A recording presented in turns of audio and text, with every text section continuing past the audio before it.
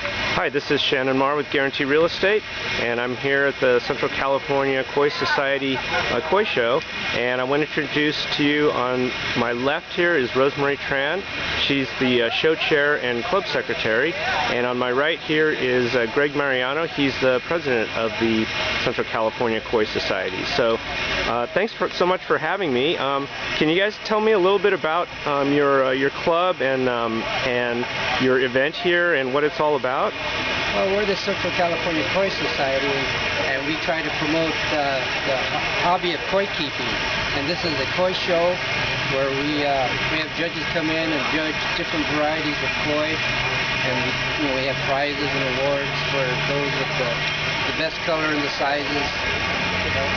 Cool, cool. And I understand that this is an annual event here at Sea Garden Village, is that correct? That's correct. Great. How many years have you been doing this event here? This is our 34th annual show. Wow, wow, that's great. That's great. And I know it's always known as a really great, like, family-friendly event. You know, you see a lot of kids and a lot of grandparents bring their kids and their sons and daughters out, and that's really a great thing. So now I understand right behind you, you guys just had some judging as well, and there's the grand champion in the pond behind you here. Yes, the grand champion is, where'd it go? Under the bubbles. Okay. That one is grand champion this year. That's the grand champion, right? Yeah, the one with the size 6 Showa. Yeah. size 6 Showa. Okay, cool. Wow. Now, what's the criteria for judging a fish of that caliber? I mean, what makes this particular grand champion, like, stand out above the others? Because I mean, I'm sort of a lay person, and most of my audience are also lay people, and even though we kind of like what koi looks like, I mean, we don't really know what sets the grand champion apart. Well, the first thing they go is by the conformity, the size of the fish. Okay. Whether it's skinny or fat, but how it moves through the water. Okay. And then the second criteria is, well, there's pattern, of course. There's always pattern. Of course. And the way the colors are, the skin. I shouldn't say the second criteria, but the skin, the scales and stuff too. Skin texture. Okay. The way, how healthy it is. If the koi keeper took good care of it, there's no sores. But like the white, how good the white is, how nice the black and the red is. I see. I see. The pattern. The pattern. I see the pattern of the color. So there's different things that the judges go by. That they look for. I see.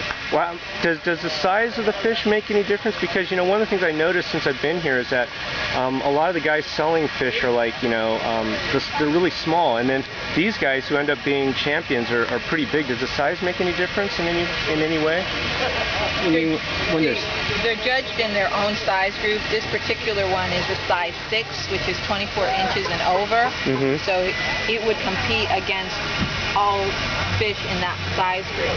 I see. They look at the body conformation, meaning how the fish has filled out compared to other fish. I see. They can be that big, but if they're too skinny, their body's not the proper conformation. And then they take into effect the pattern. I see. And how the scales falling into place. I see. And they're competing basically in that category. I see. No, that's really way cool. That's way cool. Now in terms of like value, because I'm sure a lot of people are probably wondering, how does like winning a championship or winning a show like affect its eventual value? Because I'm sure that there's a fair amount of resale and trade amongst koi collectors. Is that correct? That's correct. Our grand champion is worth a lot more than no doubt. Grand champion. No doubt. And if you were in Japan, you could pay $100,000 for a grand champion. $100,000 for a grand champion? Sure. Wow. Does it depend on which show that they were judged at? Yes. Which show and which koi breeder? Oh, which breeder? I see. Oh, similar to horse breeding or something like that. It's the same as dogs and horses and right. Right. In terms of koi, does it help? Like I know in horse breeding, people kind of trace their ancestry, you know, like who they were bred by, or at least with their parents or their grandparents or something. Is that important in koi? It is very important, yes. A fish that was bred from a particular grand champion will be worth more. Oh, worth more. I see. And with some shows, the judges can tell by looking at the fish that what the parentage is. Oh, the parentage, right. I don't know if they can do that here in America, but I know in Japan they do that. Oh, I can imagine. I can imagine. Well, if you're going to plunk down 100,000, you better know its history. Yeah. Wow. Do these fish come with papers like that showing its parentage and ancestry? I don't know. Here in the U.S., I don't think so. Not that I know of. But I think in Japan they can trace it. They can? Because the breeders keep the grand champions and they keep breeding them and they keep records of it. Oh, I can imagine. So they're able to... they're able to show somebody when they ask for it and stuff. Wow, that's cool. Now about your club, can you tell us a little bit about the club and how you guys operate? You guys have a website, meetings, things like that, and I know it sounds like you guys exist primarily to promote the ownership of koi. Is that correct? Yes, that's correct. Our website is sencalkoi.com. Okay. If you Google Fresno Koi Club, you'll find it. You'll find it. Okay, sencalkoi.com. Yeah. Okay. We have about 60 families in our 50 to 60 families members in our club.